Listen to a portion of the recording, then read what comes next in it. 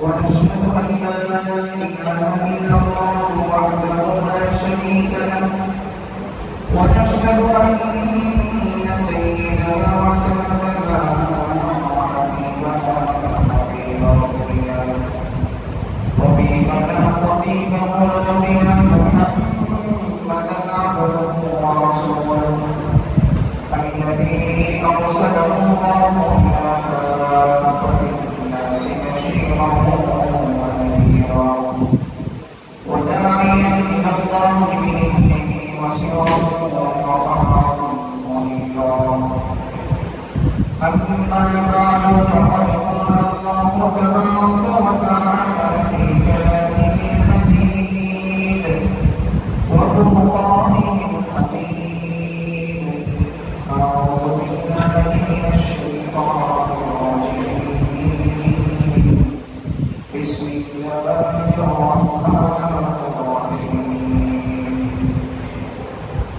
إنه من يشرك بالله فقد حرم الله عليه الجنة ومأواه النار وما للظالمين من أنصار وقال رسول الله صلى الله عليه وسلم من مشى مع ظالم ليقويه وهو يعلم أنه ظالم فقد خرج عن الإسلام أو كما قال عليه الصلاة والسلام شكر محمد أهل شكر اللهم صل على محمد وعلى آل محمد كما صليت على إبراهيم وعلى آل إبراهيم إنك حميد مجيد اللهم بارك على محمد وعلى آل محمد كما باركت على إبراهيم وعلى آل إبراهيم إنك حميد مجيد سبحان الله সবাই কেমন আছেন? আলহামদুলিল্লাহ আলহামদুলিল্লাহ আলহামদুলিল্লাহ আল্লাহ রাব্বুল আলামিনের অশেষ মেহেরবানি আমরা যে আল্লাহ রাব্বুল আলামিন আমাদেরকে সুস্থ রেখেছেন সমস্ত প্রকার বিপদ থেকে হেফাজত করেছেন আমাদের কোনো অঙ্গহানি হয় নাই আমাদের হাত পা কাটা যায় নাই আমাদের মগজের মধ্যে কোনো ভুল হতে নাই আমাদের চোখের মধ্যে কেউ কোনো ভুলি করে নাই আল্লাহ রাব্বুল আলামিন এই অবস্থায় আমাদেরকে রেখেছেন যদিও অনেকে আমরা অভাবের মধ্যে আছি যদিও অনেকে আমরা ছোটখাটো কিছু বিপদের মধ্যে লিপ্ত আছি পারিবারিক সমস্যায় লিপ্ত আছি সামগ্রিকভাবে আল্লাহ রাব্বুল আলামিন আমাদেরকে সুস্থ রেখেছেন এজন্য সকলে বলি আলহামদুলিল্লাহ আল্লাহ রাব্বুল আলামিন মসজিদে আগে আগে আসাকে পছন্দ করেন নামাজের জন্য অপেক্ষা করাকে পছন্দ করেন নবী করিম সাল্লাল্লাহু আলাইহি ওয়াসাল্লামের অভ্যাস ছিল সবার শেষে মসজিদে আসা মানে মুসল্লি সবাই নামাজের জন্য বসে থাকবেন যিনি নামাজ পড়াবেন ওনার আমল হচ্ছে সবার শেষে মসজিদে আসা উনি আসার পরেই একামত শুরু হবে নবী করিম সাল্লাল্লাহু আলাইহি ওয়াসাল্লাম তার এই আমল ছিল সেই আমল থেকে ইমামদের এই আমলটা যে ইমামরা সবার শেষে আসবে তো আগের সময় নামাজের কোনো নির্ধারিত সময় ছিল না নবী করিম সাল্লাল্লাহু আলাইহি ওয়াসাল্লাম যখনই মসজিদে প্রবেশ করতেন নামাজ পড়ানোর জন্য বাস তখনই একামত করতেন অভ্যাস মোতাবেক নবী করিম সাল্লাল্লাহু আলাইহি ওয়াসাল্লামের যখন হুজরা থেকে মানে বর্তমান রওজা আবহার থেকে বের হওয়ার যে অভ্যাস ছিল সেটা সেটি হচ্ছে মানে বিশেষ করে নামাজের সময়টিতে যখন তিনি বের হতেন তখনই একামত দেওয়া হতো। বিলাল রাদিয়াল্লাহু তাআলা আনহু তিনি নবী করিম সাল্লাল্লাহু আলাইহি ওয়াসাল্লামের হুজরার দিকে অর্থাৎ রওজায়ে আতহারের দিকে সজাগ দৃষ্টি রাখতেন যে কখন নবী করিম সাল্লাল্লাহু আলাইহি ওয়াসাল্লাম পর্দাটা এভাবে সরাবেন। আমার কথা বুঝতে পারছেন?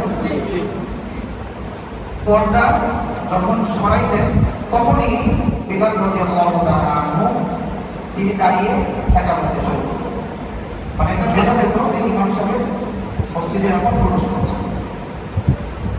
তো একদিন ফজরের সময় নবী করিম সাল্লাল্লাহু আলাইহি ওয়াসাল্লামের এই অভ্যাস মোবারক ছিল, যেই সময় আসার অভ্যাস ছিল সেই সময় তিনি আসছেন না। এরকম হয় না আমাদের সময় পার হয়ে যাচ্ছে, আমার তো বেশি হয়, আমার সবসময় এক মিনিট 2 মিনিট বেশি হয়, সবাই রাগ করে কিন্তু আমি ক্ষমা চাচ্ছি। তো নবী করিম সাল্লাল্লাহু আলাইহি ওয়াসাল্লাম তার যে আসার অভ্যাস ছিল সেই অভ্যাস থেকে ওই দিন একটু তারতম্য হলো। সবাই অপেক্ষা করছেন, ফজরের নামাজ সময় শেষ হয়ে যাচ্ছে, কি অবস্থা, এখন নবী করিম সাল্লাল্লাহু আলাইহি ওয়াসাল্লাম আসছেন না। সাহাবায়ে কেরামের অভ্যাস ছিল নবী করিম সাল্লাল্লাহু আলাইহি ওয়াসাল্লাম না আসা পর্যন্ত ওনারা অপেক্ষা করতেন, সবর করতেন এবং বিভিন্ন আমলে লিখে থাকতেন। আর মুনাফিকদের যে অভ্যাস ছিল, হ্যাঁ কই গেল, হ্যাঁ এখনো আসে নাই, কি অবস্থা, এরকম করতে পারে। তো সেই দিনেও ঠিক এটার ব্যত্যয় ঘটল না।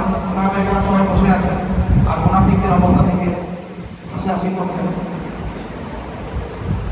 তো এই সময় নবী করিম সাল্লাল্লাহু আলাইহি ওয়াসাল্লাম ঠিক যখন সূর্য উঠোনটা ভাব, মনে করেন নামাজ 10 মিনিট আছে, এরকম সময় এসে নামাজ মানে পড়াইলেন, একামত দেওয়া হলো, নামাজ পড়ানো হলো এবং নামাজ পড়ানোর পরেই সাহাবায়ে কেরামের যে আমল ছিল সবাই নবী করিম সাল্লাল্লাহু আলাইহি ওয়াসাল্লামের সামনে চলে আসতেন, কাতার থেকে চলে আসতেন। নবী করিম সাল্লাল্লাহু আলাইহি ওয়াসাল্লাম সেদিন বললেন যে তোমরা কাতার থেকে না, তোমরা জায়গায় জায়গায় থাকো, নিজের জায়গায় থাকো। প্রতিদিনের যে অভ্যাস ছিল সেই অভ্যাস মোতাবেক নবী করিম সাল্লাল্লাহু আলাইহি ওয়াসাল্লাম প্রশ্ন করতেন যে কেউ কি কোনো স্বপ্ন দেখছো কিনা, গত রাতের কারো কোনো সমস্যা হয়েছে কিনা। তো সেদিন আর এই প্রশ্নটা শুনলেন, তখন নবী করিম সাল্লাল্লাহু আলাইহি ওয়াসাল্লাম বললেন যে আচ্ছা আজকে যে আমি একটু দেরি করে আসলাম এটার ব্যাপারে কেউ কোনো প্রশ্ন করলেন না। সাহাবায়ে কেরাম রাদিয়াল্লাহু তাআলা আনহুম নবী করিম সাল্লাল্লাহু আলাইহি ওয়াসাল্লামকে এতটা সম্মান করতেন যে অনর্থক কোনো প্রশ্ন করতেন না। তো নবী করিম সাল্লাল্লাহু আলাইহি ওয়াসাল্লামকে এই বিষয়ে প্রশ্ন করার কোনো বিষয় আসে না যে আমি কেন প্রশ্ন করব। তখন নবী করিম সাল্লাল্লাহু আলাইহি ওয়াসাল্লাম বললেন যে আমি রাত্রে ঘুম থেকে উঠলাম, তাহাজ্জুদের সময় আমি উঠলাম, আমি ওযু করলাম, ওযু করে নামাজ পড়লাম, যতটুকু আল্লাহ আমাকে তৌফিক দিয়েছেন। নামাজ পড়ার পর আমি একটু আবার শুয়ে পড়লাম এবং আমি তন্দ্রায় চলে আসলাম। তন্দ্রা আসতে আসতে আমার ঘুমটা ভারী হয়ে গেল, আমি একদম ঘুমায় বসছি।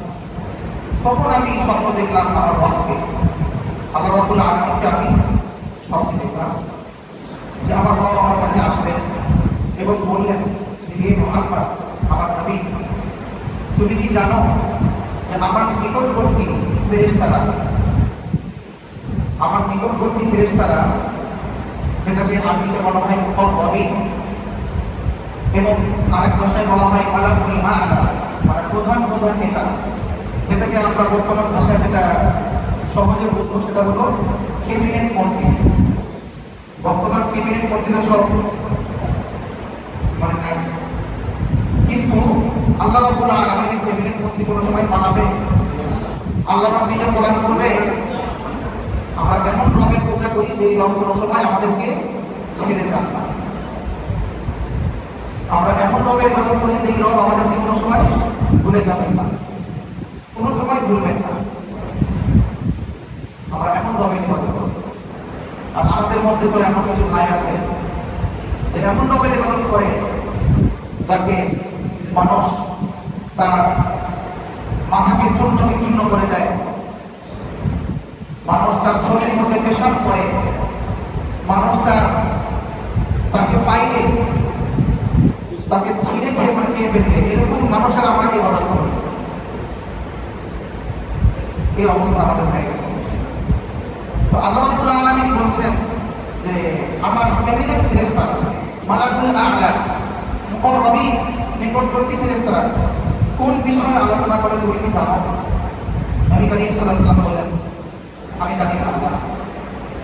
তখন নবী করিম সাল্লাল্লাহু আলাইহি ওয়াসাল্লাম বললেন যে আমি আমার এই কথা বলার পরে আমি আমার বুকের ভিতরে এক ধরনের শীতল স্পর্শ, ঠান্ডা স্পর্শ আমি অনুভব করলাম। কেমন যেন আমার লাগছিল এবং খুব ভালো লাগছিল। তখন আমি দেখলাম যে আল্লাহ রাব্বুল আলামিন তার হাত দিয়ে আমার বুকে এভাবে স্পর্শ করলেন। তখন আমাকে আবার তিনি প্রশ্ন করলেন যে তুমি কি জানো যে নিকটবর্তী ফেরেশতারা কোন বিষয়ে আলোচনা করে? তখন আমার সবকিছু আমার সামনে পরিষ্কার হয়ে গেল। আমি তখন বললাম যে গুনাহ ক্ষমা করে যে সমস্ত বিষয়গুলো এবং সম্মান বৃদ্ধি করে যে সমস্ত বিষয়গুলো, এগুলো নিয়ে আপনার ফেরেশতারা আলোচনা করে। তখন আল্লাহ রাব্বুল আলামিন তাকে প্রশ্ন করলেন তাহলে সেগুলো কি? গুনাহ ক্ষমা করে কি কোন বিষয়গুলো? তখন নবী করিম সাল্লাল্লাহু আলাইহি ওয়াসাল্লাম ইরশাদ করলেন অনিচ্ছা সত্ত্বেও আমার এখন ভালো লাগছে না, এরপরেও নিজের মনের অনিচ্ছা নিয়েও ওযু করা। ফজরের সময় উঠতে ভালো লাগে, বলেন আমারও ভালো লাগে না, মনে হয় যে আরেকটু ঘুম দিই, আরেকটু আজকে কিছু ঘুম দিই। এটাই স্বাভাবিক, আমাদের মানুষের চাহিদা মোতাবেক এটাই স্বাভাবিক যে ঘুমের সময় প্রচন্ড ঘুম, রাত্রে মানে 12টা 1টা থেকে 2টার দিকে ঘুম আসছে, মানে ঘুম চলে আসছে চোখে। এই সময় ফজরের সময় যখন আযান দেয় মনে হলো আবার নামাজ পড়া, এই অবস্থা তো স্বাভাবিক এরকম থাকবে। আল্লাহ পাক ক্ষমা করবেন দেখেই তো এটা আমাদেরকে বলছেন যে অনিচ্ছা সত্ত্বেও। ওমর রাদিয়াল্লাহু তাআলা আনহু তিনি যখন ঘুমটা ভাঙতো, যেদিন বেশি অসুস্থ লাগতো, তিনি বলতেন যে আজকে ওমর আজকে আমি নামাজ পড়বো না, আজকে তো নামাজ পড়া লাগবে না, তুই খালি উঠে খালি একটু দোয়া কর, আজকে খালি দোয়া করি নে, দোয়া করেই আজকে এটা শেষ করি। ঠিক আছে, তুই নিজেকে মানে প্রবোধ দিতেন। তারপরে তিনি যখন উঠতেন, যখন উঠেই খুশিস তাহলে তুই একটু ওযুটা করে ওযু করেই তোর দোয়াটা করে আপসে তখন যখন আবার ওযু করতেন, ওযু করার পরে আবার তিনি বলতেন মনে মনে বলতেন যে ওযু যখন করেই ফেলছি তো তুই দেখেন নামাজটা একটু পড়ে দেখ। এইভাবে নিজের মনকে প্রবোধ দিয়ে আস্তে আস্তে আমলের দিকে তারা অগ্রসর করবেন। তা আমাদেরও আলহামদুলিল্লাহ এরকম যেতে হবে। তো নবী করিম সাল্লাল্লাহু আলাইহি ওয়াসাল্লাম বলছেন যে গুনাহ ক্ষমা করার যে বিষয়গুলো তার মধ্যে প্রথম বিষয় হচ্ছে অনিচ্ছা সত্ত্বেও ভালোভাবে গোসল করা। আমার পানি আছে, আমার সব কিছু আছে, দ্রুত ওযু না করে ভালোভাবে গোসল করা। কিয়ামতের দিন নবী করিম সাল্লাল্লাহু আলাইহি ওয়াসাল্লাম আমাদেরকে চিনতে পারবেন আমাদের ওযুর অঙ্গ থেকে। আমাদের কপালগুলো, আমাদের এই হাতগুলো, আমাদের পা, আমাদের কান যেখানে আমরা মাসা করি, এগুলো তখন জল করতে থাকবে, উজ্জ্বল করতে মানে থাকবে। তখন নবী করিম সাল্লাল্লাহু আলাইহি ওয়াসাল্লাম আমাদেরকে দেখে চিনতে পারবেন। দ্বিতীয় বিষয় হচ্ছে মসজিদে পায়ে হেঁটে আসা। নবী করিম সাল্লাল্লাহু আলাইহি ওয়াসাল্লাম বলেছেন যখন বান্দা ওযু করে মসজিদের দিকে নামাজ পড়ার জন্য আসে, তখন প্রত্যেকটা কদমে কদমে একটা ডান কদম যখন তুলে যখন ডান পাথরের সামনে দিকে অগ্রসর হয় তার একটা গুনামাত হয়, আর বাম পাথর যখন সামনের দিকে অগ্রসর হয় একটা সওয়াব বৃদ্ধি পায়। আর জুমার দিনে তো এটার সওয়াবই আলাদা। যে ব্যক্তি সকাল সকাল ঘুম থেকে ওঠে, নিজে গোসল করে, পরিবারকে গোসল করায় এবং সে কোনো গাড়িতে অথবা কোনো বাহনে আরোহণ না করে হেঁটে হেঁটে মসজিদের দিকে আসে। ইমাম সাহেবের একদম সামনের দিকে তিনি বসেন এবং মনোযোগ সহকারে খুতবা শ্রবণ করেন। এতগুলো আমলের জন্য উনি যে মসজিদে আসবেন, প্রত্যেকটা কদমে কদমে 1 বছর নফল নামাজ, 1 বছর নফল রোজার সওয়াব তারা আমদানি করতে পারবে। প্রত্যেকটা কদমে কদমে।